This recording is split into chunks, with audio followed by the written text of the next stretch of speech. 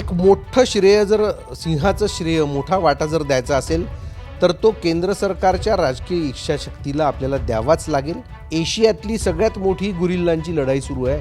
ही जर आपण सरेंडर केली तर जगात कदाचित दुसरी कुठली गुरिल्ला लढाई उभी राहू शकणार नाही, जनवादी लढाई उभी राहू शकणार नाही। म्हणून ते सरेंडर करायला तयार नव्हते आणि लढू शकत नव्हते, अशा गोचीमध्ये ते सापडले होते।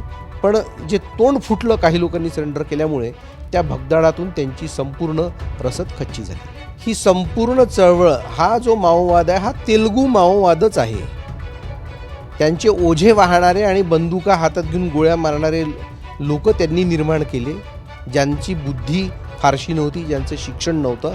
अदरवाईज छोट्याशा लेव्हलपासून तर सर्वोच्च लेव्हलपर्यंतचं डिसिजन मेकिंग हे 100% तेलुगू लोकांच्याच हातात होतं। त्याला तेलुगू माओवादच म्हणायला पाहिजे। देशातल्या सशस्त्र माओवाद चळवळीचे अभ्यासक आणि जाणकार प्राध्यापक अरविंद सोहनी सर आपल्यासोबत आहेत। सर, 31 मार्च 2026 अमित शहा यांनी संसदेमध्ये दिलेली डेडलाईन होती आणि आता दिसतंय की जवळपास सशस्त्र माओवाद जो आहे तो रेड कॉरिडॉरमधून संपुष्टात यायला लागलेला आहे।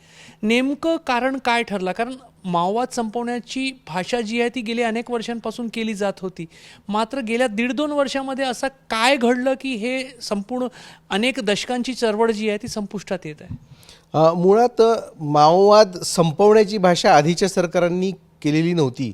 अगदी BJPचे सुद्धा जे 2014 नंतरचं सरकार होतं आणि हेच गृहमंत्री होते, तेव्हा सुद्धा माओवाद संपवणार आणि त्याची तारीख देणार इतका खंबीर राजकीय निर्णय सरकारने घेतलेला नव्हता। मात्र आपण गेल्या वर्षभरातल्या ज्या हालचाली पाहतो आहोत की माओवाद संपवणारच हा निर्धार सांगण्यात आला, केंद्र आणि राज्यांनी त्याला अतिशय सुसूत्र असा रिस्पॉन्स दिला आणि त्याची तारीखही देण्यात आली। आणि जेव्हा तारीख देण्यात आली तेव्हा ते काही लोकांना हास्यास्पद वाटत होतं किंवा एक राजकीय स्टंटही वाटत होता। परंतु हे होण्याच्या आधी आपल्याला लक्षात घेतलं पाहिजे की त्याच्या 2 वर्ष आधीपासून देशभरातल्या माओवादग्रस्त जिल्हे हळूहळू कमी करत आलेले होते राज्य सरकार आणि केंद्र सरकारच्या संयुक्त उपक्रमातून। आणि 5-5 किलोमीटरवर कॅम्प उभे करणे, फॉरवर्ड ऑपरेटिंग बेसेस निर्माण करणे, अशा पद्धतीने एक एरिया नक्षल प्रभावातून मुक्त करत नेण्याची स्टेप बाय स्टेप प्रक्रिया सुरू होती। तरीसुद्धा महत्त्वाचे जे नेते होते निर्णय घेणारे, हे शरणही येत नव्हते आणि मारलेही जात नव्हते। पण हळूहळू गेल्या वर्षभरात इंटेल वाढत गेलं, ज्याला आपण गुप्त वार्ता म्हणतो। गुप्त वार्ता मिळण्याचं प्रमाण जसे जसे माओवादी सरेंडर होत गेले तसं तसं ते वाढत गेलं आणि अतिशय आक्रमक पद्धतीने टेक्नॉलॉजीचा वापर करून कंटिन्यूअस 2-2, 3-3 दिवस जंगलात जाऊन करण्याचे अभियान राबवण्यात आले। 30-30, 40-40, 50-50 किलोमीटर चालत जाऊन पोलीस दलाच्या लोकांनी, त्यांच्या विशेष कृती दलांनी अभियानं राबवले आणि जेव्हा त्यांचे जनरल सेक्रेटरी मारल्या गेले, तिथपासून तर अतिशय नाट्यमय कलाटणी या संपूर्ण प्रकाराला मिळाली आणि त्यांचं उरलं सुरलं जे धैर्य होतं ते सुद्धा खचलं आणि तिथूनच या घटनाक्रमाला सरेंडरच्या आणि माओवाद संपुष्टात येण्याच्या सुरुवात झाली। एकंदरीत याच्यामध्ये अनेक एलिमेंट्स इन्वॉल्ड आहेत। एक तर सरकारचा निर्णय की 31 मार्च 2026 पर्यंत संपवायचा आहे। दुसरा, केंद्र सरकारच्या सगळ्या ज्या काही सुरक्षा दल आहेत त्यांचा डिप्लॉयमेंट पण त्या भागात आहे। आपण इंटेलिजन्सचा उल्लेख केला तर अनेक केंद्रीय एजन्सी पण पडद्यामागून कार्यरत होत्या आणि विविध सरकारांचे वेगवेगळे पोलीस दल आहेत आणि विशेष कृती दल आहेत।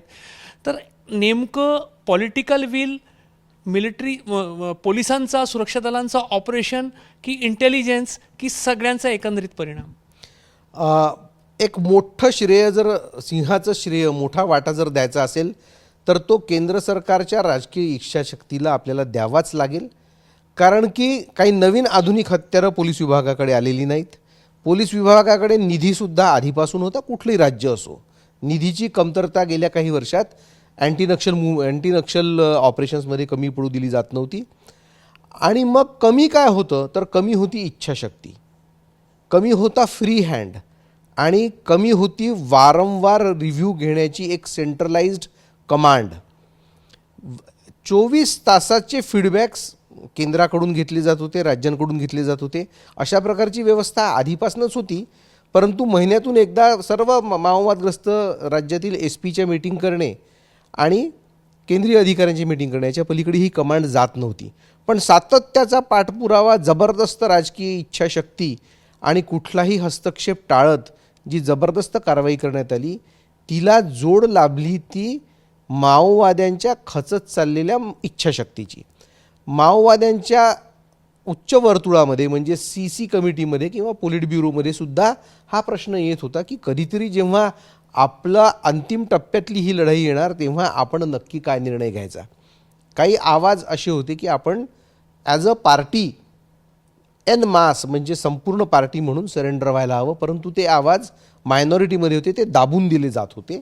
जसं भूपती हे आपल्याकडे जो मोठा नेता सरेंडर झाला, आपल्याला स्पष्टपणे दिसतं की तो आधीपासून सांगत होता 10 वर्षापासून की आपली लाईन चुकते आहे. परंतु तो मायनर मत असायचं त्याचं कमिटीमध्ये. पण जेव्हा असं लक्षात येत गेलं लोकांना की आता आपले सगळे कॅडर मारले जाण्यापेक्षा आपण शरणागती पत्करलेली बरी, त्यावेळी ज्याला ज्याला हे वाटलं त्या मोठ्या नेत्यांनी, कोणी 50, कोणी 100, कोणी 200, कोणी 15 असे लोक घेऊन बाहेर जेव्हा पडायला लागलं, तेव्हा मग सगळ्यांनाच हे लक्षात आलं की बुवा आपला मार्ग आता शरणागतीचाच आहे. पुढचा एक महत्त्वाचा मुद्दा की ग्रास लेव्हलच्या गुरिल्ला वॉरफेअर करणाऱ्या व्यक्तीला हे आधीपासून वाटत होतं की आपण सरेंडर करायचं, कारण त्याला दिसत होतं की मोठ्या प्रमाणात सुरक्षा दलं आलेली आहेत, मोठ्या प्रमाणात कॅम्प आहे, हालचाल करणं कठीण झालं आहे. प्रश्न होता तो केंद्रीय नेतृत्वाच्या इगोचा की एवढी मोठी लढाई, ही एशियातली सगळ्यात मोठी गुरिल्लांची लढाई सुरू आहे, ही जर आपण सरेंडर केली तर जगात कदाचित दुसरी कुठली गुरिल्ला लढाई उभी राहू शकणार नाही, जनवादी लढाई उभी राहू शकणार नाही. म्हणून ते सरेंडर करायला तयार नव्हते आणि लढू शकत नव्हते. अशा गोचीमध्ये ते सापडले होते. पण जे तोंड फुटलं काही लोकांनी सरेंडर केल्यामुळे, त्या भगदाडातून त्यांची संपूर्ण रसद खच्ची झाली.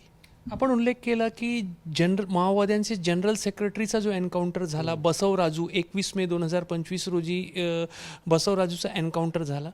तो एक महत्त्वाचा निर्णायक टप्पा ठरला आणि त्याच्यानंतर सगळं एकदम होत गेलं. कुठंतरी माओवाद्यांमध्येही जनरल सेक्रेटरीचं काही झालं तर पुढचं नेतृत्व कसं उभं राहील याची कुठलीच योजना नव्हती आणि त्यामुळे बसवराजू मारल्या गेल्याचा परिणाम खूप असा भगदड मचण्यामध्ये झाला.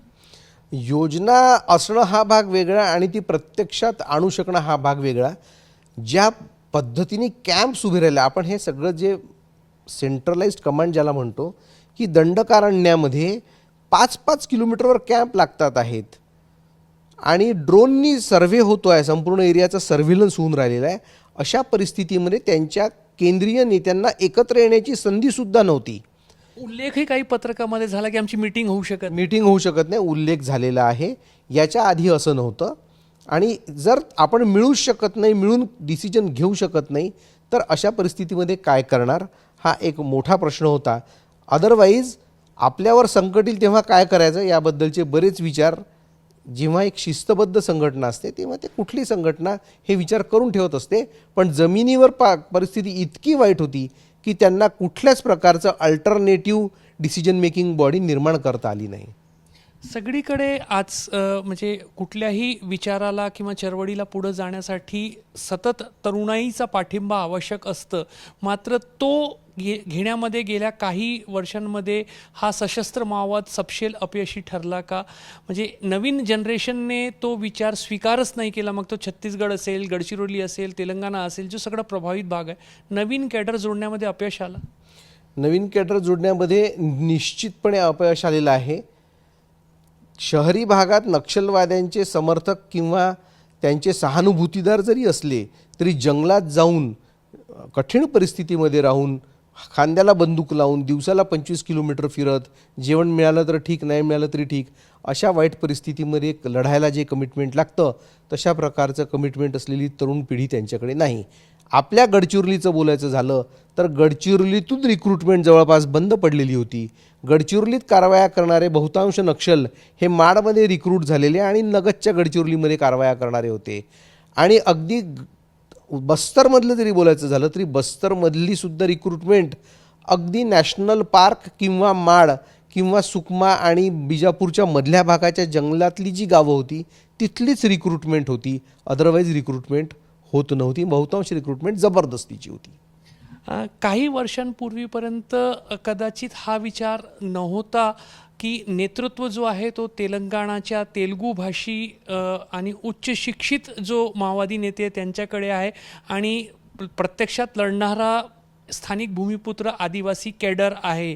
हा विचार मात्र नंतर गेल्या काही वर्षात रुळला का आणि त्यामुळे ही माओवादामध्ये म्हणजे सशस्त्र माओवादी जे दलम होते त्यांच्यामध्ये एक डिव्हिजन पडला का, एक विभाजन पडलं? विभाजनाचा प्रश्नच नाही आहे.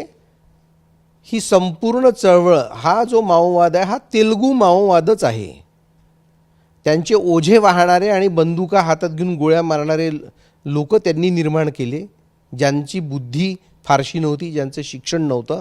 अदरवाईज छोट्याशा लेव्हलपासून तर सर्वोच्च लेव्हलपर्यंतचं डिसिजन मेकिंग हे 100% तेलुगू लोकांच्याच हातात होतं. त्याला तेलुगू माओवादच म्हणायला पाहिजे. आणि आजही जो काही माओवादाचा विचार जिवंत राहणार आहे भविष्यात, तो तेलंगणामध्येच राहणार आहे, हे आपल्याला लक्षात घ्यायला हवं. या संदर्भात सब्यसाची पांडा नावाच्या ओरिसातल्या मोठ्या नेत्यांनी तेलुगू माओवाद्यांना लिहिलेलं एक 13 पानांचं पत्र आहे, ते नेटवर उपलब्ध आहे. त्याच्यात त्यांनी तेव्हाच हे आरोप केले होते की तुम्ही तेलुगू लोक आपल्या आपल्या पद्धतीने सगळं ठरवता म्हणून. तुम्ही उल्लेख केला की केंद्रीय समिती आणि पॉलिट ब्युरोमध्ये जेव्हा केव्हा एक असा विचार म्हणजे हे ठरला असेल किंवा विचार झाला होता की जेव्हा केव्हा शेवट येईल तर आपण एन मास म्हणजे सर्वांनी मिळून सरेंडर करायचा की कशा पद्धतीने करायचं. तर आता जे सरेंडर झाले किंवा जे काही एक चळवळ संपुष्टात येत आहे असं म्हटलं जात आहे, कुठंतरी तुमच्या मनात असं वाटते का की काही कठीण काळ आहे म्हणून सुप्तावस्थेमध्ये न्यायचा आणि पुढे योग्य वेळी तो पुन्हा जागृत करायचा, हा विचार कुठंतरी कोणाच्या तरी एखाद्या नेतृत्वाच्या मनात होता आणि त्याच्यातून हे घडतंय का? नाही, आज कठीण परिस्थिती आहे म्हणून सरेंडर व्हायचं, उद्या पुन्हा पार्टी जिवंत करायची असं होऊ शकत नाही. प्रॅक्टिकली ते अशक्य आहे. कारण की संपूर्ण माओवाद्यांचं आयडेंटिफिकेशन आणि त्यांचे कॅटलॉगिंग झालेलं आहे, त्यांच्या समर्थकांचं, बंदूकधाऱ्यांचं, नेतृत्वाचं. आणि एकदा अशा प्रकारे कमांड तुटल्यानंतर ती कमांड पुन्हा नव्याने जिवंत करणं खूप कठीण असतं. मुळात सांगेल कोण आणि ऐकेल कोण, कृती कोण करेल, असा एक तो मोठा सिक्वेन्स पॅटर्न असतो नेतृत्वाचा. ही मुख्य चेन जेव्हा तोडल्या जाते, मुळात आजही काही सगळे माओवादी सरेंडर झालेले नाही आहे. कुठे 5, कुठे 10, कुठे 15 असे बंदुका घेतलेले माओवादी असतील आहे, पण ते आता काही महत्त्वाचे उरले नाही.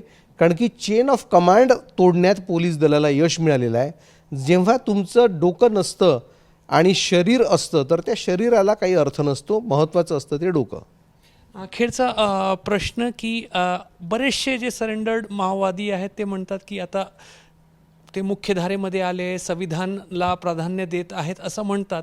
मात्र त्यांचा म्हणणं of the record, off camera असते की विचार हा कधी मरणार नाही, अजूनही ते आपल्या तत्वांवर किंवा विचारांवर एकदम पक्के आहेत. याच्यातून कुठंतरी असं वाटते का की भविष्यामध्येही सावध राहण्याची गरज आहे? निश्चितपणे विचार कधीच मरत नसतो.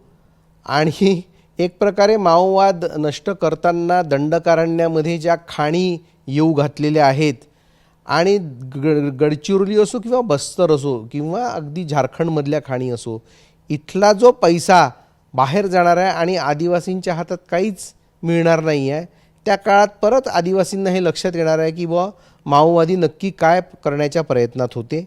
त्यामुळे शोषणाविरुद्धचा जनतेचा आवाज, हे जे माओवादाचं मूळ विचार होता, तो विचार नेहमीच रिलिव्हंट राहील. म्हणजे नेहमीच तो भारतीय अर्थव्यवस्थेमध्ये कुठे ना कुठे तो सुसंबद्ध असेलच आहे.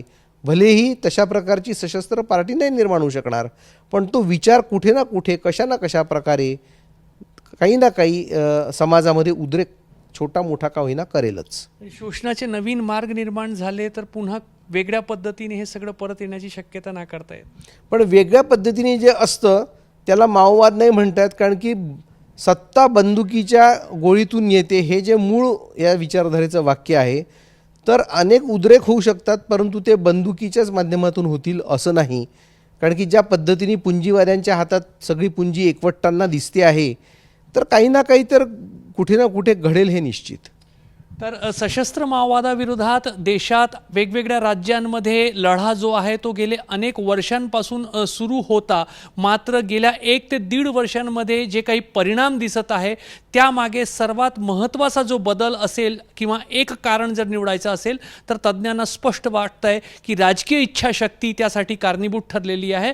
आणि राजकीय इच्छाशक्तीला जेव्हा सुरक्षा दलांचा जो शौर्य आहे, त्यांचे कारवाई आहेत आणि सोबतच इंटेलिजन्स आहे, नवीन तंत्रज्ञान आहे, या सगळ्यांची जेव्हा जोड मिळाली तर त्याचा परिणाम आता होताना दिसतंय की देशाच्या एक मोठ्या भागात रेड कॉरिडॉरमध्ये जिथे सशस्त्र माओवाद सक्रिय होता, त्याचा एक प्रभाव दिसत होता, तो आता हळूहळू संपुष्टात येत आहे. कॅमेरामॅन अतुल हिरडेसह रजत वसिष्ठ, एबीपी माझा, नागपूर.